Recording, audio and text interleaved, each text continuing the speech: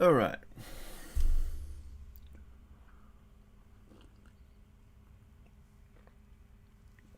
Good morning, everyone.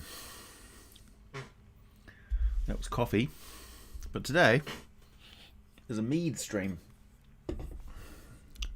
So I'm going to be drinking various brews of my Mead.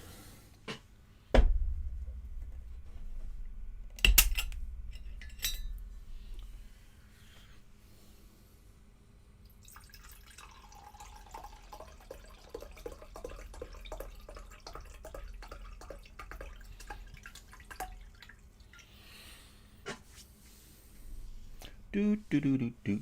All right, put this. Right, let me just pop out the chat.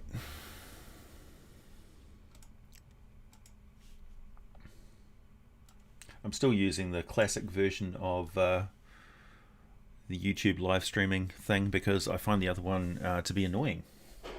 And of course, as is tradition, cheers, bit of cheese. Oh.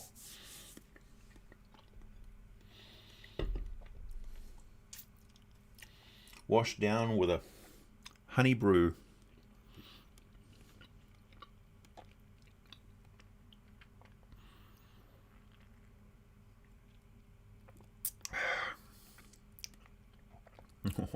That's the thing.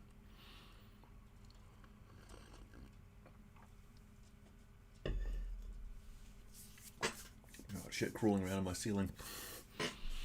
Okay, things to talk about today. Greetings, greetings, greetings, good people all.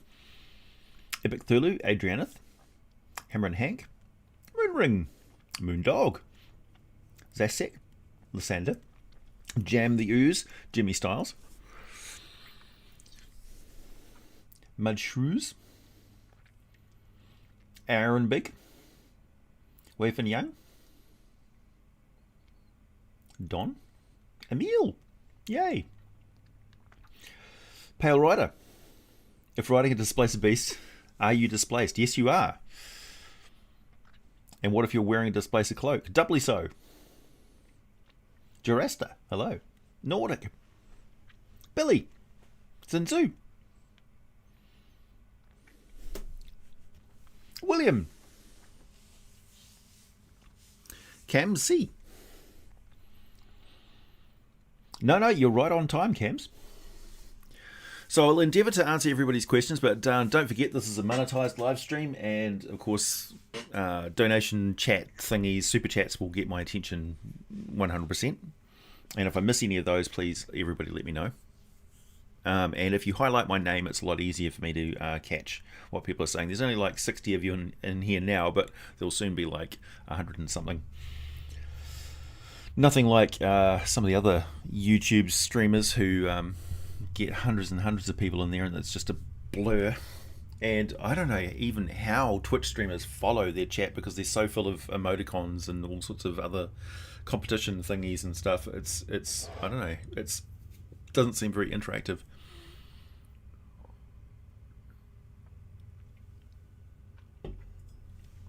Yeah, I woke up to see that notification from Mr. X saying that he's got a Displacer Beast video. What you don't, the things you don't know, or secrets, what they don't tell you about Displacer Beasts.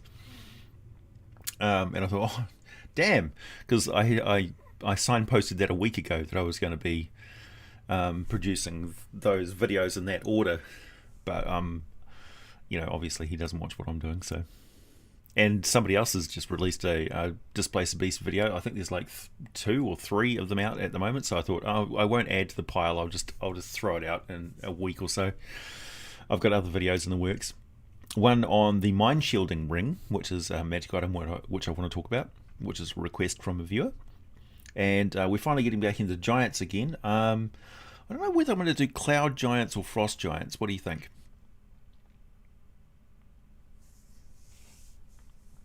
Yeah, it's a small tavern gathering, that's true. It is winter in New Zealand at the moment. I'm wearing a t-shirt because it's kind of warm this morning, and I think day after tomorrow is the first day of spring here in New Zealand. So I guess autumn elsewhere.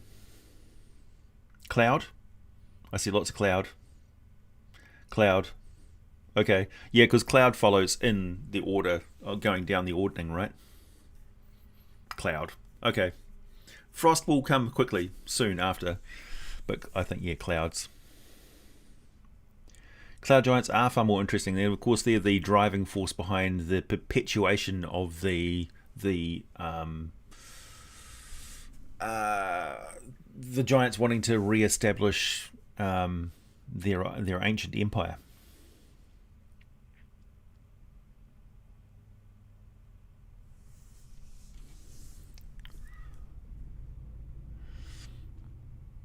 Yep, it's a Kieran. Your sleep is so balked that you managed to catch me live. Yeah, cloud giants don't get enough attention.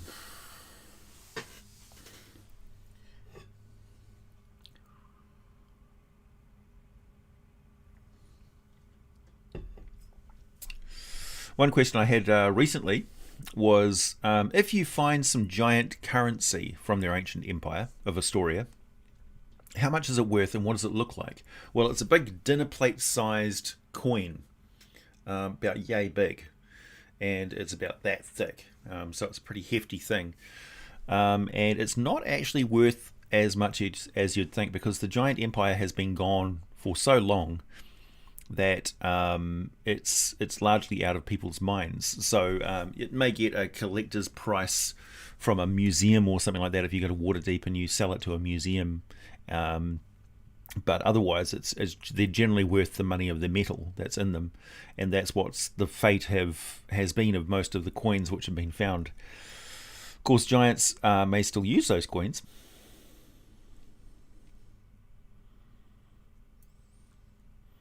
A buckler shield, yeah, you could hammer it out into a buckler shield, but it wouldn't be large enough for like a full-on shield. I suppose you could hammer it pretty thin.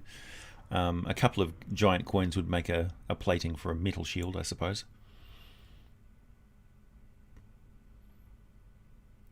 You imagine that the art on giant coins would be superb. I suppose so. A lot of ancient coins were just sort of stamped. £5 to £10, yep. A gnomish wereweasel. Someday I should do a tour of my library live stream. Oh, I suppose I could. Oh, that's right. I organised my Spelljammer stuff, and I've got a list of the Spelljammer books that I have. Ugh. So we've got the main Spelljammer Adventures in Space, which comprises 3 different books, which I recommend you get the hardcover of that. It's a lot cheaper than getting the originals online. Then the one that I was searching for is this hefty tome here, which is the Astramundi Cluster, which I'd recommend if you want a campaign setting that you can have as many adventures that you want in Spelljammer space without having to go to Faerun or anything like that. The Astramundi Cluster also features a interstellar war, essentially, and a cast of hundreds of characters, Nyogi, all sorts of stuff. Then we've got The Goblin's Return by Bruce Nesmith. This is a module for levels 7 to 10. This is all 2nd edition AD&D stuff. We've got Skull and Crossbows. And we've got Under the Dark Fist. And the complete Spacefarer's Handbook. And that is pretty much all that you need to run Spelljammer. I would also recommend, if you're going to convert that into 5th edition play, go and pick up Arcana of the Ancients.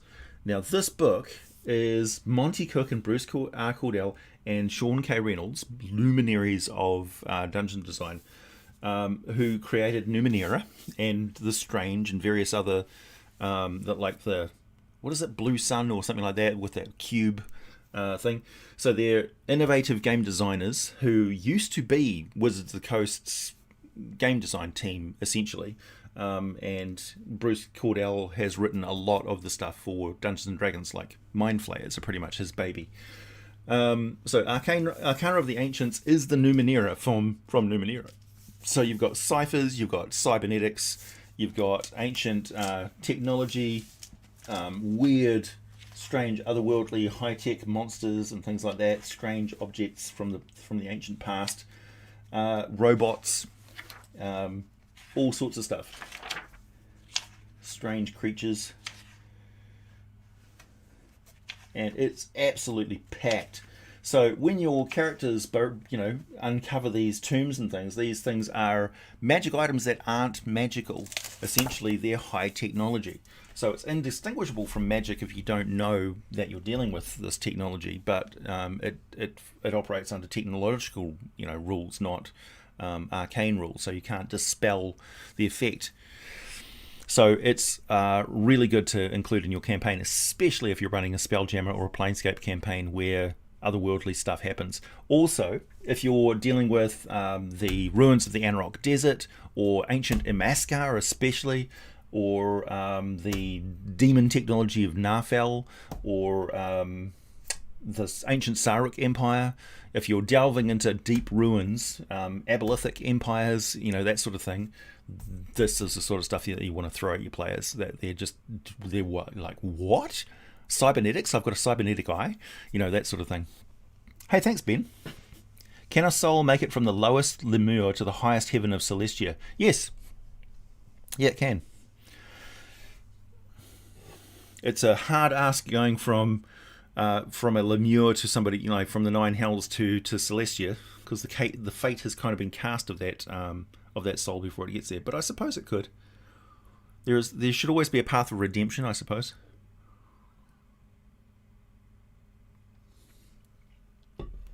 Why are Orogs smarter than surface orcs? They're not always.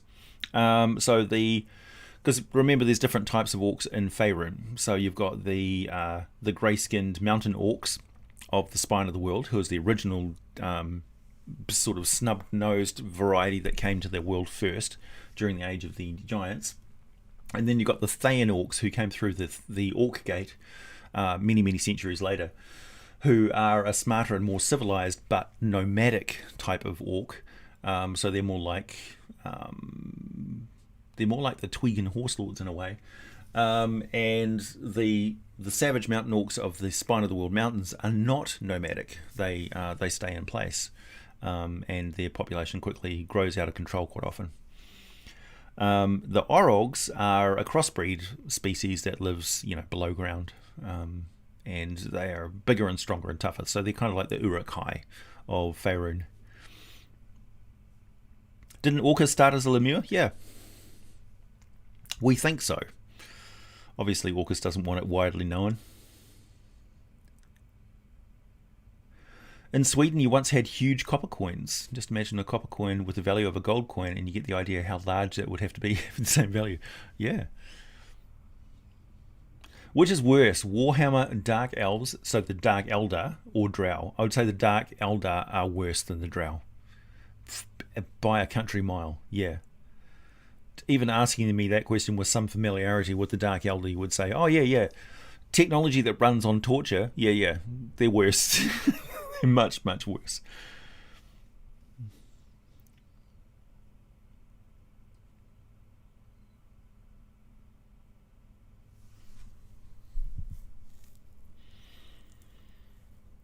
The 3.5 race Hellbred easily captured the lawful evil wanting to be a better vibe. Yeah, I've played in a lot of different, like Palladium books, for instance, had Mystic China was their sort of Oriental martial arts and mysticism and kung fu drama sort of thing that you could introduce into your supers games, essentially.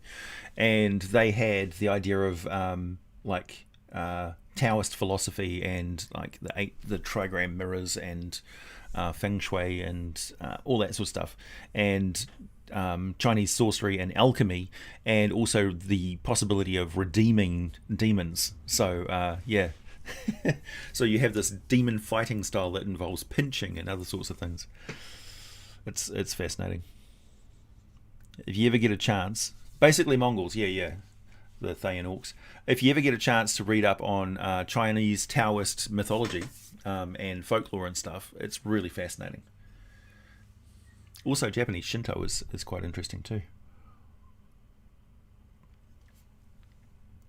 Vikings had big hands. It's true. We do have big hands. How would I demonstrate how big my hand is? Okay, here is your standard Sharpie marker. Here is my hand. It's a fairly large hand. I've got the proportions of someone who is supposed to be taller, I'm pretty sure. Yes, I do live near Hobbiton. I actually live just over the mountain range from Hobbiton. I have to pass by Hobbiton to get to where I used to live.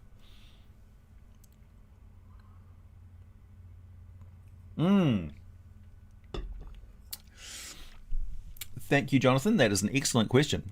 Where do Warforged souls come from, or are their souls created? All of the souls are created and come from a specific place in celestial circuits. There is a soul grotto sort of thing. It's a sacred place that everybody agrees to basically leave alone, because if you mess with souls, you kind of mess with the multiverse, and you could destroy everything. It didn't stop a dragon from going in there and lording it over the place and collecting souls like it was its personal hoard, but that's another story. So the dwarven rune, the Gulra, which is the symbol on the forehead of all of the different Warforged, is it's like a wizard's mark. So it's essentially a soul mark that identifies that particular soul. And using those Gulra, how they attain them, we don't know, divination or something like that, but essentially they whisk a soul out of there and instill it into the Warforged, so it is actually a living creature with a soul. Therefore, they do pass on to the afterlife, they do become petitioners, they can channel divine power, they can have offspring, I guess, and all sorts of other stuff. So they have all of the same rules of being an actual soul. Yeah. And they do that with a forge, essentially an arcane technological device of enormous complexity and power and mystery. So there's the whole idea behind Warforged is they've stopped producing them, and the people that produced the Warforged kind of stopped producing the Warforged, and the Warforged don't produce any more of themselves. So there's kind of a tragic thing to them.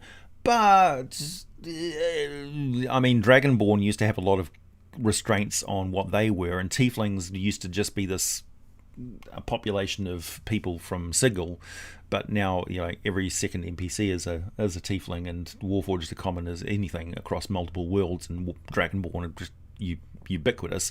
So things become popular and become inserted into lore and become a lot less restrictive.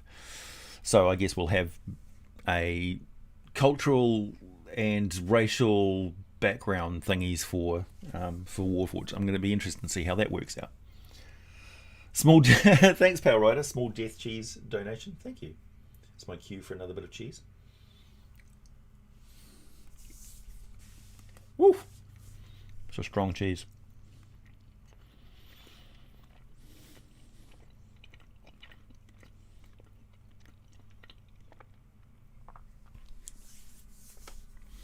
Super long legs and arms, but only 5'9". Yeah, got a huge wingspan. G'day, my dudes. Hey, Redwater. Hey, Jeff.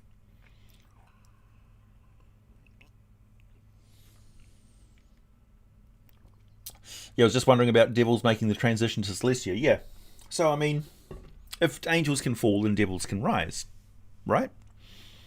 Or do they have too many obligations to evil powers and pacts and things for them to ever rise back up to Celestia? Or once freed from the bonds of pure goodness, do they see what they do as a necessary evil?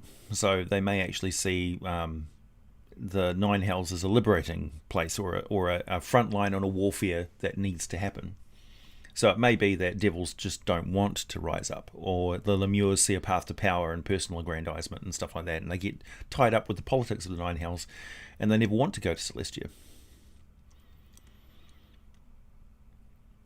Warforged is attacked by a rust monster. Yeah, well, the living part of Warforged is mostly wood and alchemical fluids around a stone core on the joints and stuff, and then they have the metal articulation, which holds everything together and forms a template for their armor and stuff, which they attach to it. So Warforged are kind of tree-enty. They're a little bit elemental and a little bit techno-magical. But they're alive. You know, if you poke them, they bleed a bit of alchemical sap, so to speak.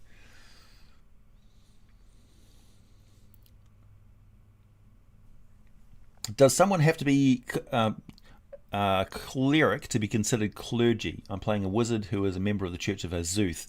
He's having a bit of a debate on this topic with the party's grave cleric. No. In fact, you can be a priest and not a cleric. Also, paladins can be a member of the clergy as well and not actually be a cleric. So there's multiple different, like, administrative acolytes are part of the clergy, but they're not clerics. So there's all sorts of different things. There's cardinals and bishops and things that don't have the ability to channel divine power. They may only be able to do it with rituals that involve a congregation, for instance. So faith healing, essentially.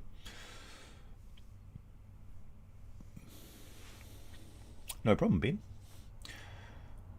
Thank you, Morgan. How devils deal with soul-devouring entities? Not very well. They don't like them. It's a huge waste of a soul as far as they're concerned. Souls, of course, allow them to manipulate reality.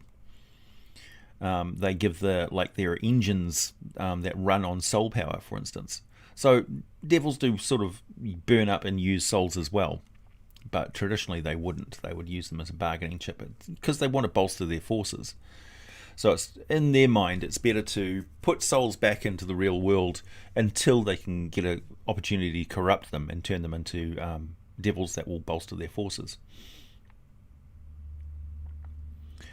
It's a rare thing indeed that people actually go to the abyss.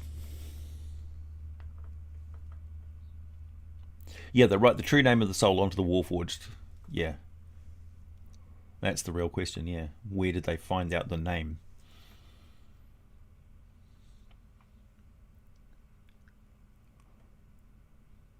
Gossamer Plain. Thanks, Jimmy. I've got a message. Messed up proportions. I can touch my kneecap without bending over or slouching. That's impressive.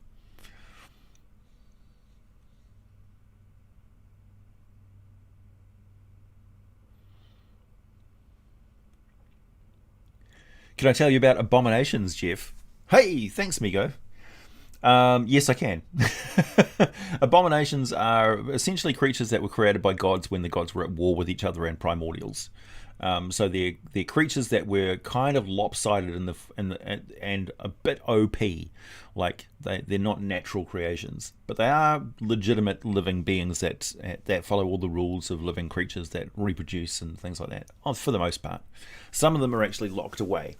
So they're put into pocket dimensions and things for everybody's own good. Kind of the Tarrasques of the multiverse. Can an atheist be a paladin? Yes, they can. They can devote themselves to a political cause or their own self-righteous cause, which could be the path to being a blackguard or blackguard. But they can be atheists. If they are an atheist, they may actually channel the power of a portfolio. So they could be a paladin that doesn't believe in gods, but they believe really strong in fishing, and they channel powers of the sea. So they might get access to domain spells.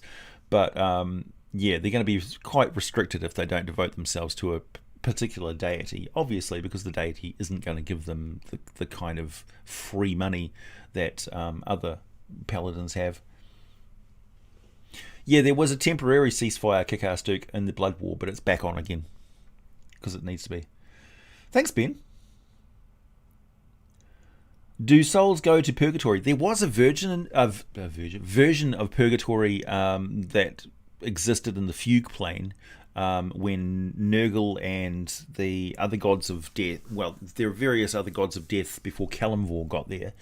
And, of course, if you're running other games in other settings, your version of the afterlife may be different, but I can just sort of run off the one that I know best, which is the Forgotten Realms one, where Kalimvor judges the dead And they used to put all of the souls of people who refuse to accept that the gods exist into a fugue wall of sort of lost souls that would stay there as a stark reminder to everybody that there's fates worse than death, sort of thing. But Kalimvor doesn't do that anymore. He can't get rid of them for some reason, but he doesn't add to it. So souls can just wait around in the fugue plane to get assigned to a place to go. But the fugue plane is really, really boring. Are we ever going to see you DMing a game? Dave, if you go back and check through my archive of videos, you will see me DMing multiple games. At the moment, I'm playing in a game on the weekends, and I'd like to run a game at some point this coming year. Thanks, amigo. I have a solo campaign running. It has reached epic level. The next time we play, my friend will be meeting with Mephistopheles. Any interesting lore, role-playing tips or insights you could offer? Thanks, Professor. I think I have a video on Mephistopheles, perhaps. Mephistopheles runs a... he's in Levistus, I think it is. That's another. He's in Stygia, and he's running a research operation there. But Mephistopheles operates across multiple planes. He's very powerful in the Nine Hells, and sees himself as a rival to Asmodeus, somewhat deludedly. But he's also the chief researcher of weapons technology and advanced spell use and stuff in the War of the Blood War. So he runs essentially secret labs all over the place in the Nine Hells. And he will be on the lookout for scholars and things like that who are asking questions, and he will be quick to answer and be very helpful to scholars answering their questions and things like that if he's summoned. He's not necessarily extremely aggressive. He likes to play the long game, but once you're in his service, you're essentially trapped in his think tank laboratories of mind-numbing repetition forever, where he conducts cruel experiments and things to create super weapons. Namely cold fire, which is one thing, and also he was behind the invention of hellfire, I think, possibly. The Paladin of Scottish Independence, let's go. Ian Brew!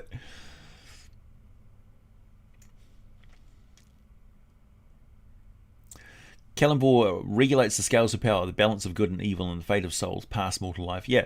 So, and don't forget, there's also the real Mani, which are active in the Forgotten Realms as well. I should probably do another video on the real Mani, because they pop up in the Tome of Beasts, or the Tome of Beasts, Tome of Foes, or Tome of Beasts, or Creature Codex. One of those. Perhaps they were in 3.5. Anyway, the real Mani get a look in at some point. I've got a video on some individual abominations, but I haven't got a video on them as a general class of monsters yet, Jeff.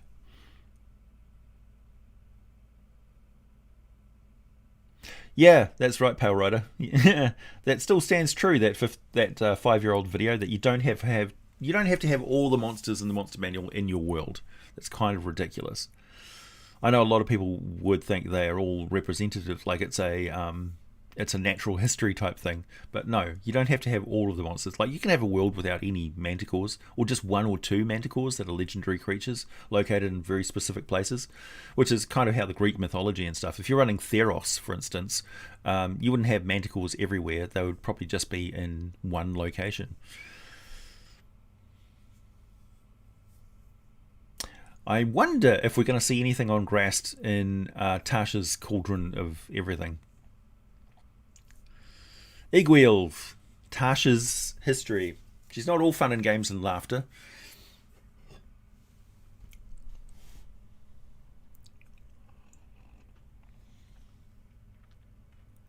Mephistopheles was, yeah, it sounds Greek, but it's actually German.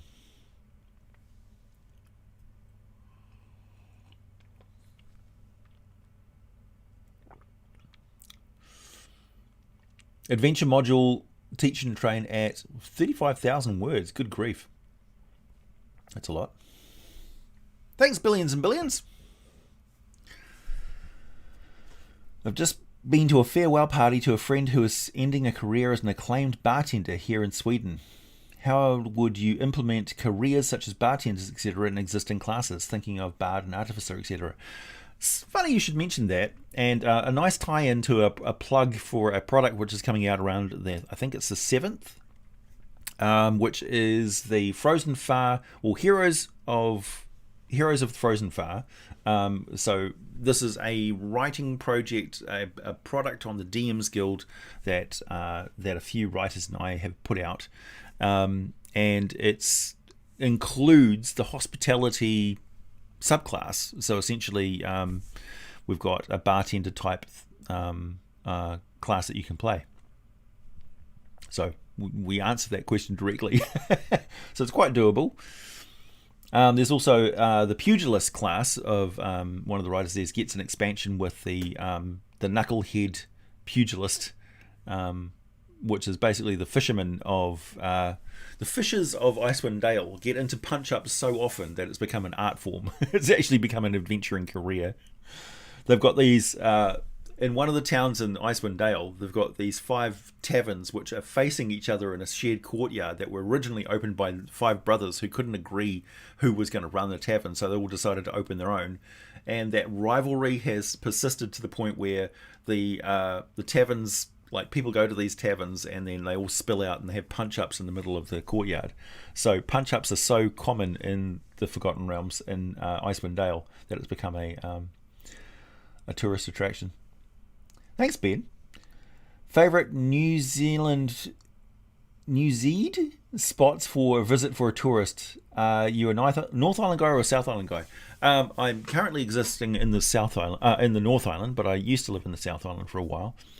I really like the weather, the climate in the South Island, because it's dry and cold, as opposed to it's a bit wetter and warmer here in the North Island. There's various places to visit. I recommend that you, if you can, go and visit Tana Mahuta, which is a kauri tree in the Coromandel Peninsula, which is older than Jesus. He's over 2,000 years old. So there's some epic primordial forests in New Zealand. Also, just visit out of the way places and some of the roads, like along the west coast of the South Island. If you take the roads along there, it's particularly after it's been raining and there's cascades of waterfalls coming down off the mountains, it's just absolutely mind-blowing. If you can manage to go to Fjordlands and the fjords, it's mind-blowing. Queenstown and all the adventure sports. Also Rotorua with natural hot springs, Lake Taupo for trout fishing, and all of the adventure sports that you can do in Taupo, and Rotorua particularly. We call it Roto Vegas, although there's no actual casinos there. It's just full of entertainment. And yeah, I would recommend the Coromandel Peninsula if you want to have some beach holidays, and also on the Bay of Plenty. There's some big empty beaches that you can go and just have the entire beach to yourself. Excuse me. I'm not sure what that's a Swedish krona.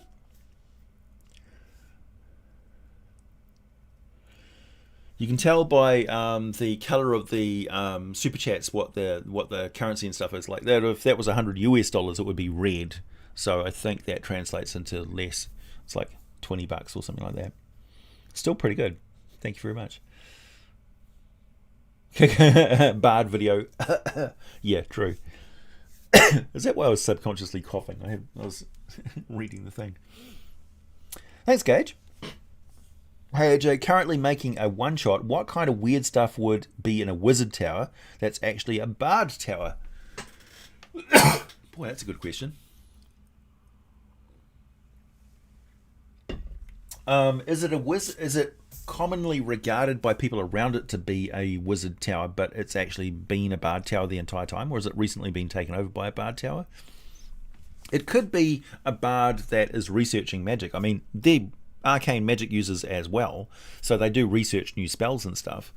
Most bardic colleges have rooms and things, kind of like bunkers, like the bunker room in X-Men First Class, where Habit gets to test out his power. Is it like that?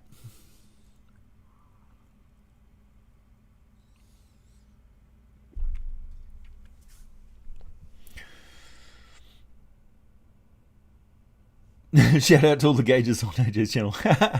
Yay, Gauges unite. Rhetoric the Entertainer. Hey, AJ, running Spelljammer, Cult of Thune.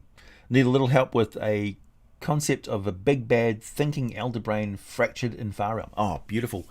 Elder brains exist in a psychic state as well as a physical state, and they exist in both the material world and the ethereal plane as well. So you can actually have an elder brain which is shattered into multiple parallel dimensions. So essentially you have a Shadowfell version of that brain and a Feywild version of that brain and a future and a past and a present version of that brain and an ethereal and undead version of that brain and a technological and natural biological version of that brain, who are all functioning together like a machine, like a crazy schizo machine of mental power. And they can also have demi-domains where which different one of them is dominant at a particular time, and each one runs a sect of those mind flayers. So you can actually theme each of the different mind flayers depending on which aspect of the elder brain they worship or work for, are dominated by. Bard Tower. Would a bard have the tower to accentuate their acoustics for any particular reason? Would they be running like living spells that are actually self-perpetuating songs? Would they have wind chimes and things which actually create magical effects? So depending on which way the wind is blowing, it may activate different wards and circles around the tower, the tower and the town. Basically, everyone in the community just assumed he was a wizard and he never corrected them. Well, he may actually get in trouble with wizards for doing that. False representation and everything. Like, are you a card-carrying wizard, sir? No, actually not. What if an actual wizard turns up to challenge him? And then it's like, what are you pulling out a loot for? It's like, you brought a spell book to a loot fight, friend.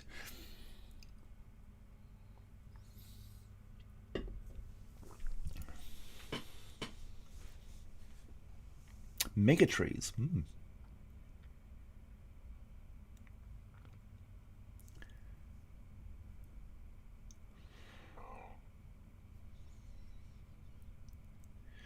Would a half-elf by a deep Amaskari be different from a regular half-elf? Okay. Deep Amaskari they're a monoculture, so there's no other races in Deep Amaskar. So the question would be, would a Deep Amaskari person ever breed with a elf? It's a legitimate question. Basically how racist would they be? Because one of the primary causes of racism is ignorance of other people, right? Other people and their culture. I got the COVID cough.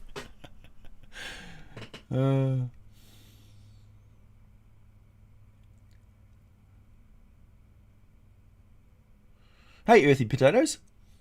Welcome to the stream. Oh, the Bard Tower is a giant pipe organ. Oh, dude, that's fantastic.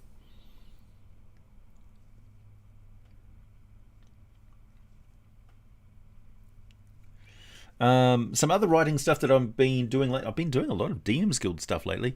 I'm also writing the foreword for the second Through the Veil, Feywild series. I think Jordan, the PH Silent, wrote the foreword for the first one. So I'm honoured to add a little bit to the series in my small way. I got a message from over Twitter saying, would you like to do it? I was like, I think you've got the wrong person. They're like, no. You've done some videos on the Feywild. I'm like, yeah. I suppose. What do I think of a possible aesthetic build? Thank you very much, Ben. Like a monk or a mystic or something like that. Sorcerers make pretty good aesthetics, and also martial artists. Viva la Feywild! How long does it take you to write the narration on your videos on average? It varies. I'll probably put about 6 to 8 hours of work into each video that I produce.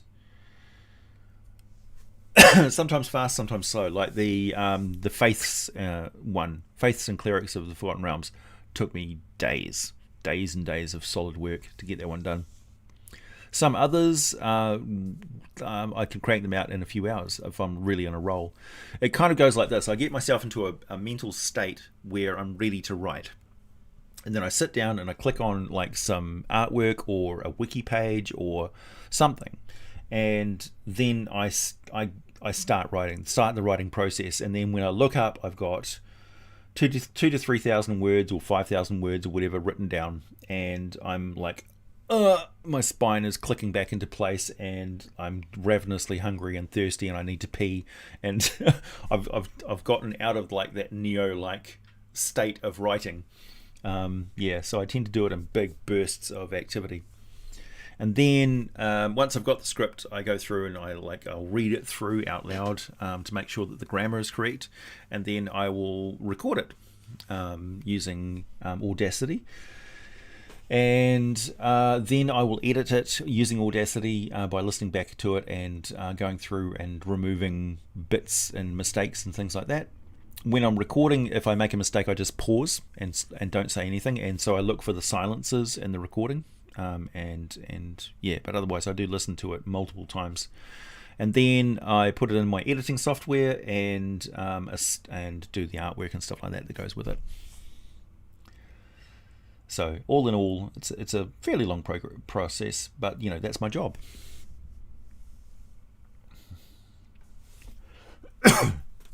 Aesthetic build.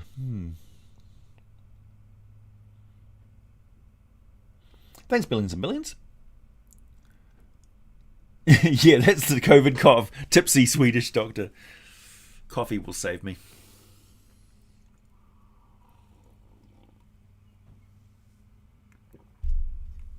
You know what I think it is? I think it's time for some different mead. So here you have sweet mead, which I just bottled the other day, actually.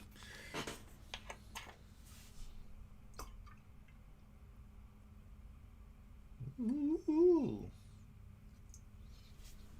It's magical interactions. Magical Ginsu sword.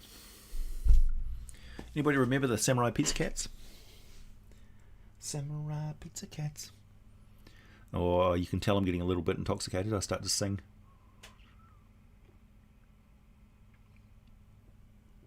Oh. What are my thoughts on realism and fantasy? That's a good question. Within reason, I'm like when you're describing stonemasonry of dwarves and elven carving and things like that, they're grounded in aesthetics and reality and physics and techniques and things. There's certain things you can't do with metals and stuff like that because these are expectations that we have as beings that live in the material world. However, if you're running a high fantasy game, magic exists, gods exist. You could run across an NPC who's having an argument with a god, and some sort of portent could manifest itself in front of the characters out of the blue. But the ranger is tracking tracks and, twigs break and things like that. And there's blacksmithing happens. People still need pots and pans and they still need to cook their turnips and things and they still need to harvest and things. Not everybody has access to magic. So, I wouldn't get too hung up on realism. It should take a backseat to the story. Doubly so if you're in the Feywild. Moonring. I actually explain why banshees have that elven aspect to them. It harkens back to the original folklore of what a banshee is. The banshee, they are of Fey origin, so they don't necessarily have to be elves in your game. But then they wouldn't be banshees per se. They would be a moaning spirit. So a banshee would be specifically a elven spirit, and a moaning spirit or groaning spirit would be something else. So you could have an orc version of a groaning spirit. It wouldn't matter.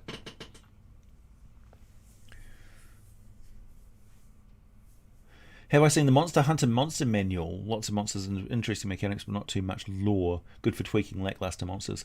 No, I haven't seen that yet, Kiara. Thanks, I'll look for it. I do actually have something to report for the DM's Guild and the Border Kingdoms book and stuff that I ordered.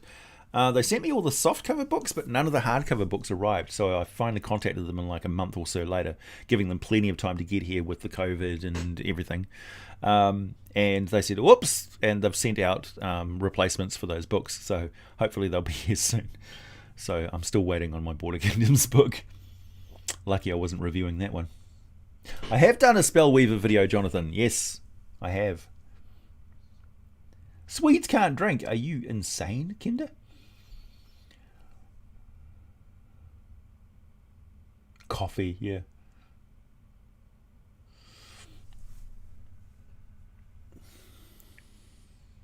Thanks, Epic Thulu.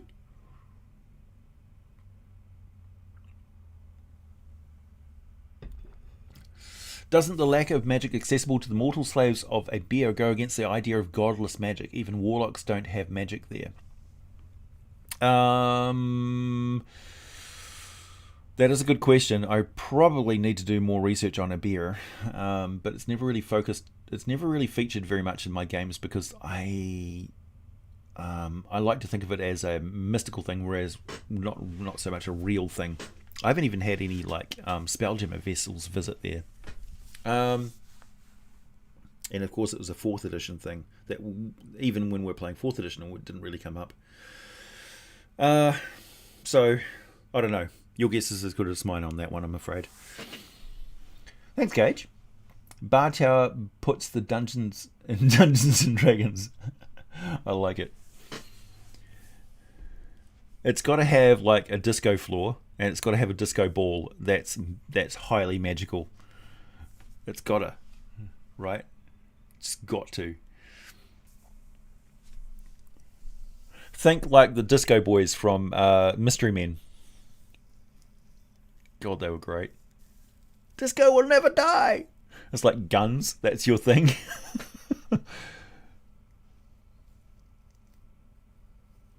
The article on dungeon creation. I read the first little bit of it, but I got so fascinated with your cartography that I kind of got swallowed up by that, and then I was asleep because I opened it up at like 4 o'clock in the morning. So I'll have to go back and read that. Ooh. 9% bread yeast from the grocery store, so I'm looking at two-thirds honey in one wine bottle. Ooh, okay. Yes, Jonathan, I've done a Spellweaver video. How do Chinese vampires work? Are you talking about hopping vampires? Or... because that would be the hopping vampire. Little boxes of scrolls. I don't know. Would Imaskari artificers differ from regular artificers? Yeah. They've probably got more complex and day-to-day artificer stuff. Like, think, imp in a box that's writing... like, think Discworld levels of artificer. Because artifice was day-to-day for them. Like, it was ubiquitous through their culture. Helrua, current day Helrua in the Forgotten Realms, is more like what Imaskari society was like than anything else that we've currently got in the Forgotten Realms. So Helrua is down on the southern coastline, sort of west of Chult. No, east of Chult, I should say. Thanks, billions and billions. Non-elf banshee equals Karen spirit. How horrifying. Yeah, I binged watched Karen videos last night. Thoughts on a female Minotaur blacksmith? Great.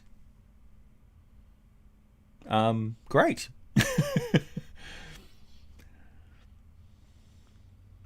What would I would like to meet her.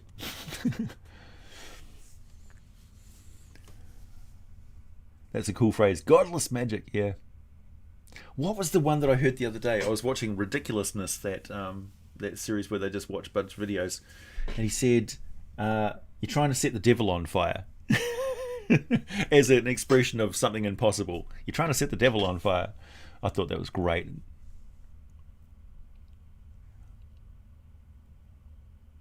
Your phone will only go to $49.99. Hey, thanks, Keith. Thank you very much. Hey, thanks, Lysander. I'm going to Gesh. That's, how do you guys pronounce that? Gesh or Gesh? Like the Irish way is Gesh, or Geas is how I used to say it before I found out that you're actually supposed to pronounce it Irishly. Gesh. A player as payment for resurrection. The church doing it is secretly evil. What kind of quest should I demand that the good players are still likely to agree to? Well, okay, if they're being geshed, they have a saving throw, right? So they don't necessarily have to agree to it. It could be like, you got me doing what? A murder would obviously be a little bit on the nose, but a theft could be something like some church relics got stolen on their way from here to there by some bandits who were secretly working for the Banites or something, a rival religion. So they've used an intermediary bunch of criminals to do their dirty work for them, but it's really just a rivalry thing. They don't want, they're taking away the glory of one church and adding it to their own. So the Giersch could be to recapture these artifacts, these religious icons, before they're smelted down and turned into something else. The blacksmiths probably completely innocent of the fact that what's going on, and it could be illegal what they're doing because there may not be laws for receiving stolen goods in that particular realm. So, disco room for the disco gods, exactly. If you awaken an evil construct, does it automatically become evil, or does the awaken randomly create a new alignment? If it's not awakened, how's it evil in the first place? Green Scythe. It's what, got evil rocks? How's it evil in the first place? It's been created through evil means? No, I don't think it should be automatically evil, unless whoever made it wants it to be evil, right? Was it raised right? Or did it come from a troubled home? That whole nature and nurture thing. Like, if I raise the griffin well, it'll be nice, won't it? Like, no, murder bird will kill.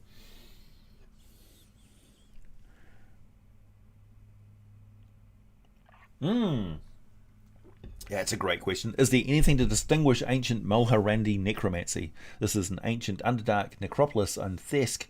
They're settled that my players are about to discover. Yeah, well, it would be tied up with the Mulhorandi gods. So it's Egyptian, right? So the curse of the tomb. This place is cursed. You have awakened the mummy. Do I think Sahuagin were once elves? No. I think there's some strange mutation going on. Mutation is part of their species, obviously, and that thing of them turning into sea elves is just like an adaptation thing, adaptation.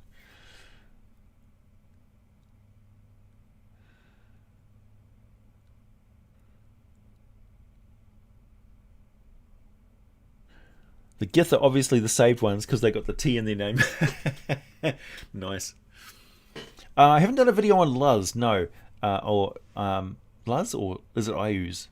Iuz or Luz? Iuz. Isn't it Iuz? I'm not entirely sure. No, I haven't done a lot of videos on Greyhawk stuff because I'm not too familiar with Greyhawk stuff because I haven't really run a lot of Greyhawk stuff.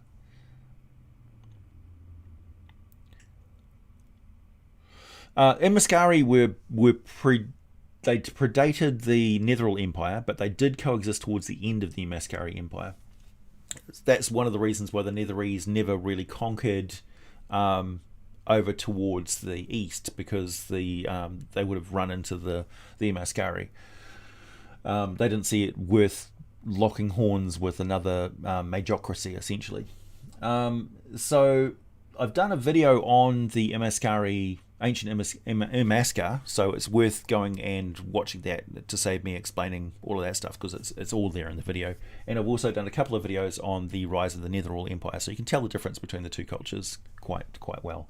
The main difference would be that the Netherese were a warlike, kind of like Greek Greek nation state sort of status thingy, with run by, instead of having a senate of philosophers and things, they would be wizards, who basically controlled nation state thingies, or like, city states, like flying city states, I suppose you could say.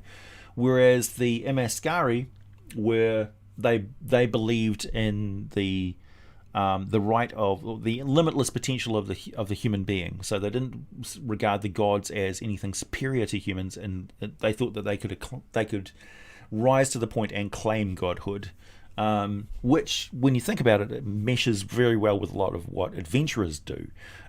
With some players going into the game thinking, I'm going to progress until my player ascends to become a god. That's quite common. That would be the overriding philosophy in Imaskar, for instance.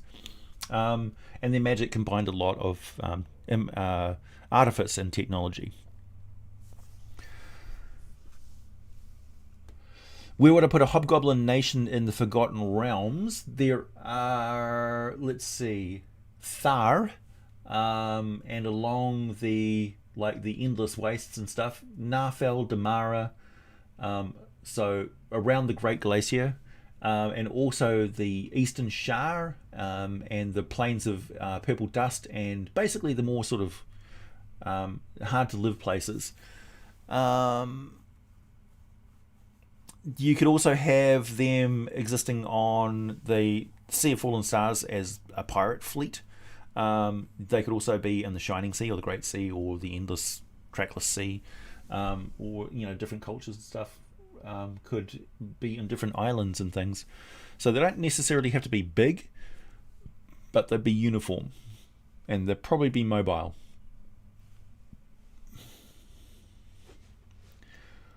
Imagine how quickly you could build a castle with undead labor. True. Yeah, so a nation of hobgoblins would be tricky, but a large mercenary band, essentially an army, a standing army that you could hire, would be more likely. Yeah,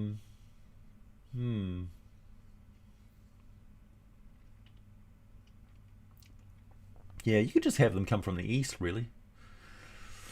Of course, there's a lot of mountain ranges and stuff around that they could live on.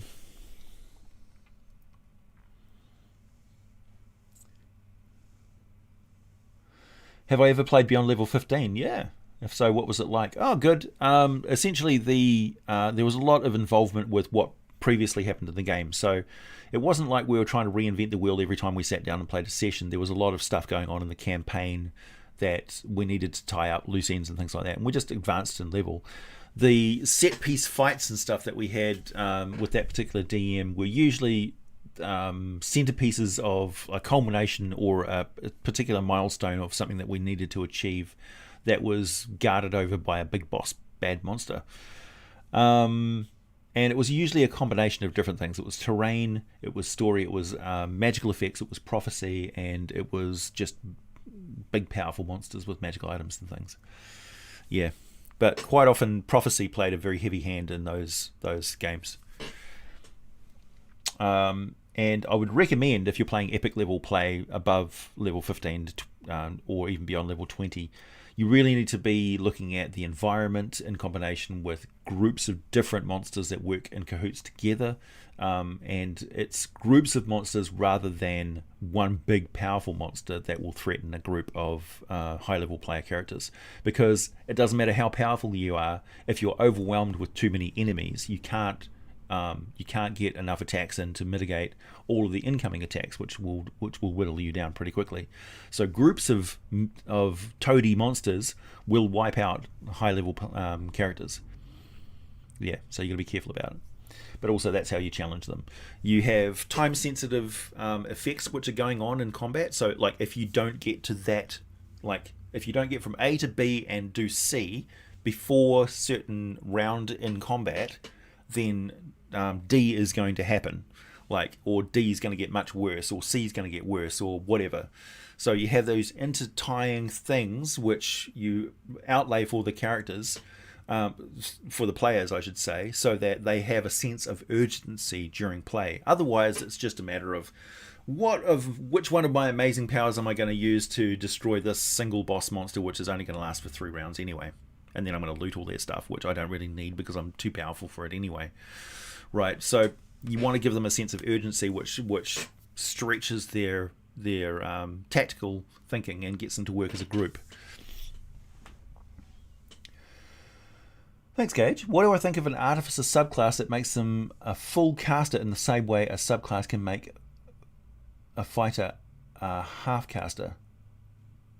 Yeah, well, I always think like there's not enough attention paid to the fact that wizards can create magical items. Where do you think all these magical items are coming from? Right? Wizards make them. So a wizard is a full caster that's producing technological wonders like magical weapons and things, and like wondrous items are essentially magical technology, right? They're artifice. So that's my answer, I suppose. Stagegate, thank you. I like to imagine being a god is like being Davy Jones from the pirate movies. You have to do the job or bad things happen. Yeah. Also, there's that aspect of being multi-dimensional. So one of the things is only a god can kill another god because you have to do it in multiple dimensions. So it's really hard for a mortal creature to essentially be in 2 places at once. But that's the definition of what a god can do. Thanks, Archwizard Connor. I have to go. This is to fund those videos you do. I quite like those. Thanks, man. Oh yeah, Demodans. Yes, I do. I've been meaning to get around to making a video on Demodans. Daemons.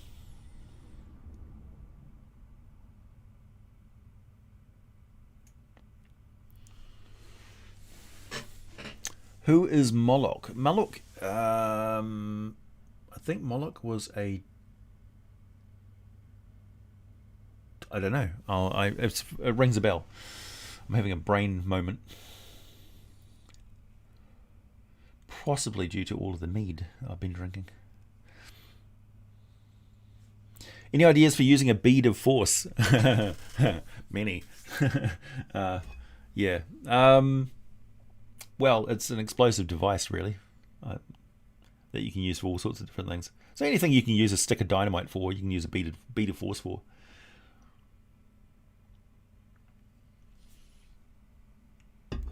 Yeah, isn't Moloch that devil that's on the cover of the thing that they're taking the ruby out of the eye from? The big sitting thing with the big sitting demon with like the brazier.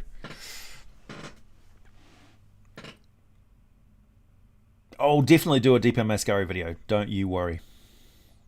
A booze hound. CR2. Breath ignites and also stuns small insects. More videos about important characters, good or bad, please. Okay. Duly noted, Tyler. Booze Hobbit.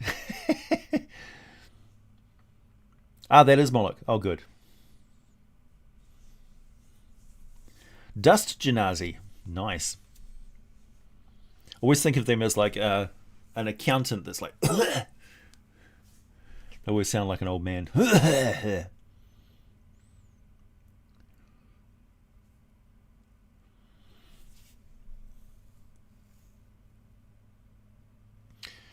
Is the guide to Matt Mercer's world a good example of what a module or of someone's custom world would look like? Actually, I'd say Eberron is a pretty good example of what somebody's homebrew world would look like.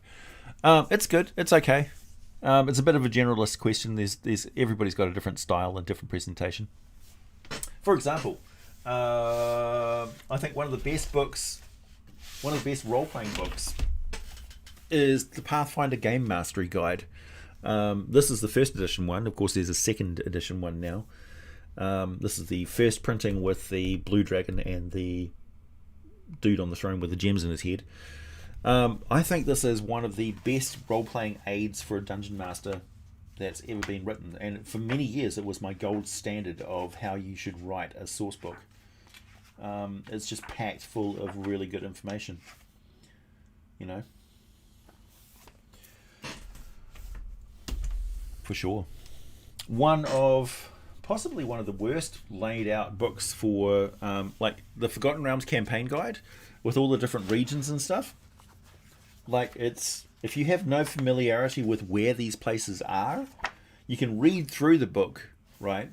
But you don't. You have to keep referring to a map all the time. If it just had like a little like guide illustration here of where it was on the world map that you were talking about, that would have been so much better. It's one of my constant pet peeves. Jonathan, thank you. How is psionics different from magic? Magic is a combination of different things. Psionic is power of the mind. It's sometimes accentuated by crystals and things, and magical items that are specifically made for it. It emulates a lot of magical effects, but not all. And it's a living force of power. So it comes from living creatures, essentially, psionic stuff. There's probably some undead psionics. I don't know.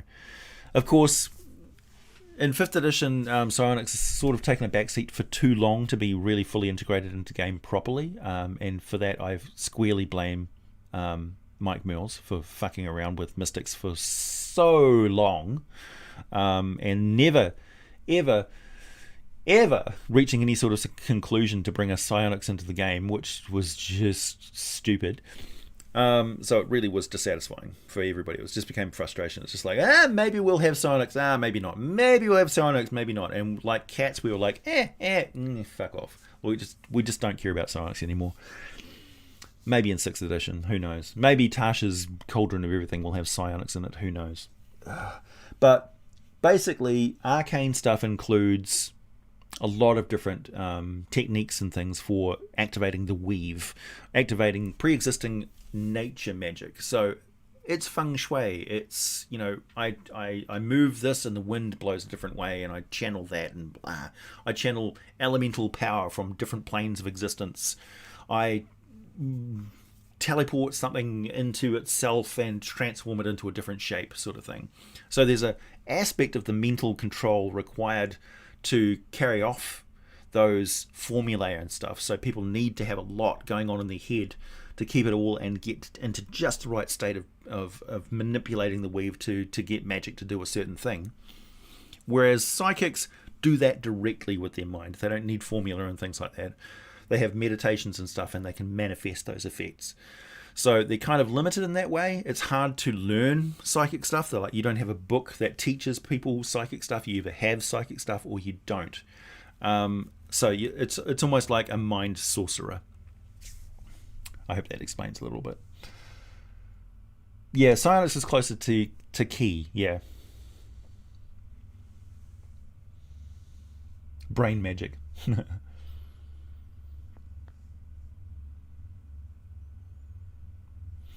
Oh, nice, Robert. Yeah, Lash set up for a Banshee can be a lot of fun. I'd recommend going and watching that movie House, the sort of comedic house movie, where there's like, it's the house, Roger. The haunted grandma, the haunting of the grandma, and going, portals to Vietnam and giant raccoon monsters coming out of wardrobes. Thanks, Josh. Thanks for interacting with us in the comment section of your videos. No problem, it's my pleasure. I can't imagine not interacting with everyone.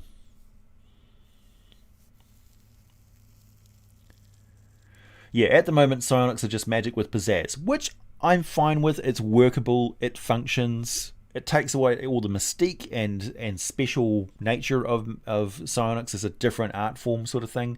It confines psionics too much. It's a disservice, really. No, I don't have any psionics videos for that reason. House is a fun movie.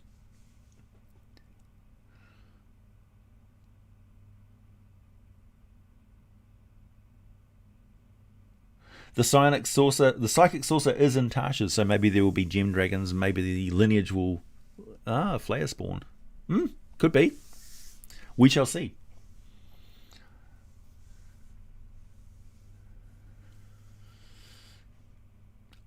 Oh, Robert, I wouldn't call you guys my fan base. I'd call you my family. You my fam. You guys inspire me. I mean, like, so many of my videos are directly responding to you guys requesting stuff that I do. So you guide me in what I do.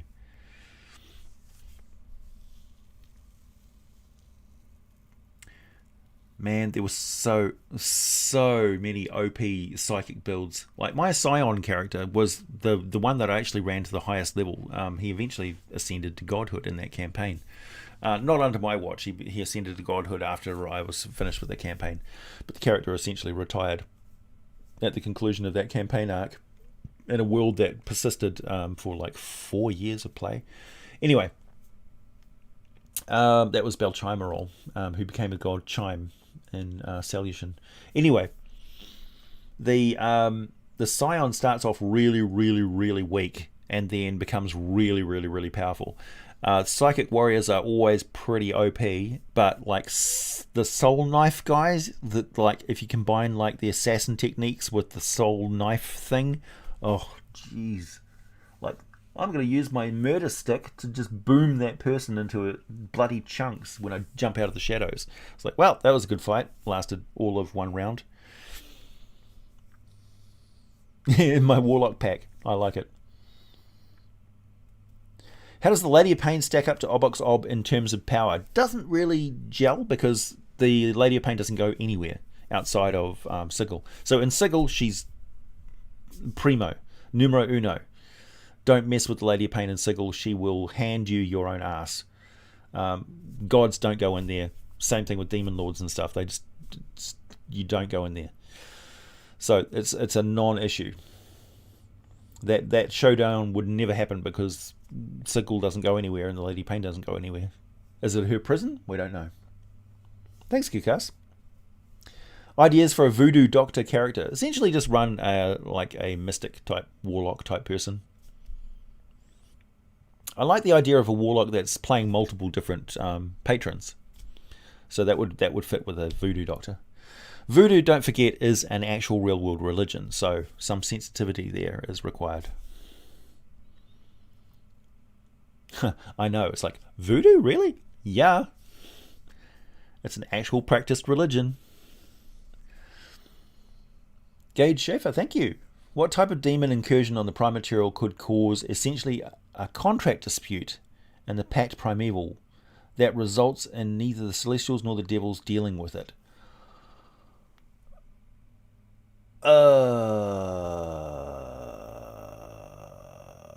One that's caused by inactivity. So if it's something under Celestial's watch that the Devils have basically agreed not to go anywhere near, so it could be something like the Prison of Tharizdun, and there's some like bleed off effect so that neither one of them want to take responsibility for the fact that Tharizdun's prison is breaking and reality itself is at risk. That could be interesting. And demons are pouring through the cracks in the system, essentially.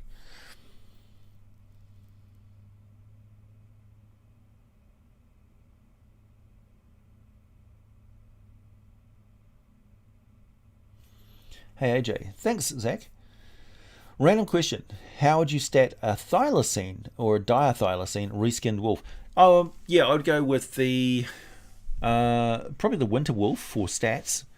Thylacines were dog-like. They were pretty dog-like, really. Hyena is probably the closest you would get, I think. Just for bite and stuff like that in regards to combat and their abilities. I don't really know very much. Like, I don't know how thylacines hunted. I imagine they were on the move quite a bit. But I don't even know if they were pack animals. I assume, based on their form, that sort of canid form, that they were pack animals. But that's just an assumption. I don't actually know.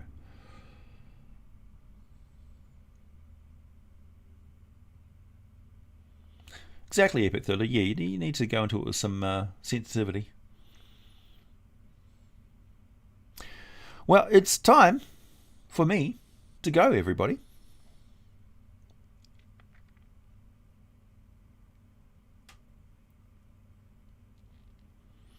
Essentially, you could have a character which is like as you say, like a druid. That's not actually voodoo. It's something else. You call it something else. It's similar to voodoo, but it's not the same.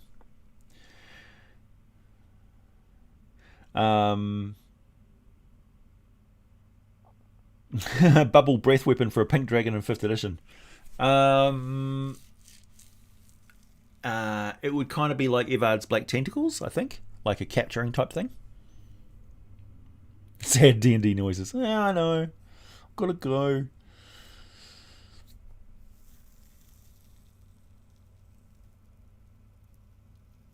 How would I put bending from Avatar into the game, classes and powers? I'd essentially just use Genasi.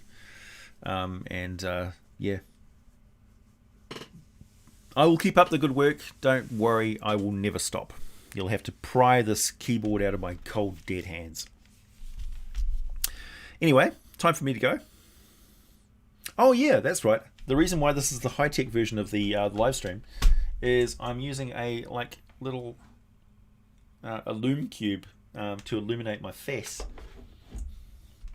and I've got an actual mobile camera kit thingy now with a Canon camera and like microphone from Rode and stuff like that I finally put together with all the funds thanks to you. So when they talk about I need like funds and stuff to improve the channel, literally improving the channel. Thank you.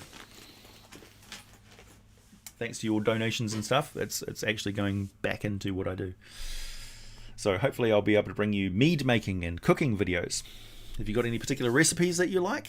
Or would you just like me to show you what I eat? Because I was raised in a restaurant. Let's not forget. Oh yeah, R.I.P. Chadwick Boseman. Tragedy. Oh yeah, the new dice. Thanks, Ikastook.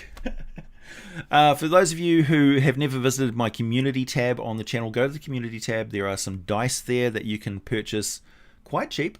And they're from BestGone. They're designed by me, and if they sell well, I get to design more dice for BestGone.